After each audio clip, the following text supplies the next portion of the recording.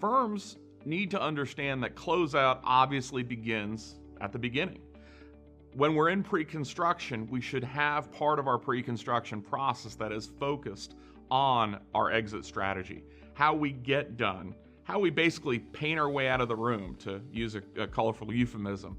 The challenge, unfortunately, is we're not bringing closeout to the game early enough. We're thinking about it at the last 10%. Our exit strategy, if anything, is more of a mile marker. This is letting us know that point in the game where we need to refocus our energy back on our strategy to get this job done. So, in fact, closeout begins at the beginning. It is interesting to think about the voice of the customer in this whole process. What I find interesting is the paradox that occurs for so many organizations. When you really think about it, when we get to that 80% point, we're shifting off personnel. For instance, the superintendent is going to leave this project to go to start a new project. Well, they're going to work with a new customer.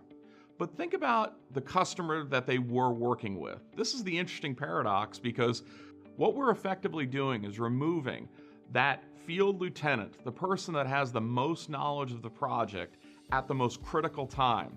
This is the time that the customer remembers the most.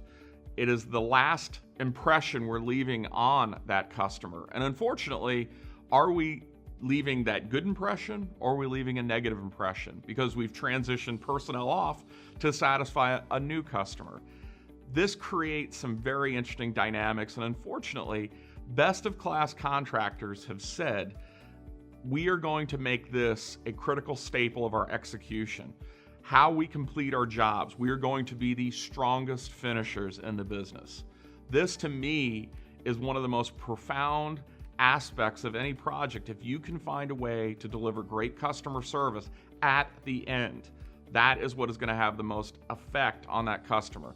The key takeaways from this article are, one, to create an awareness about how important that last 10% of any project is to not only the project's success, but a firm's success.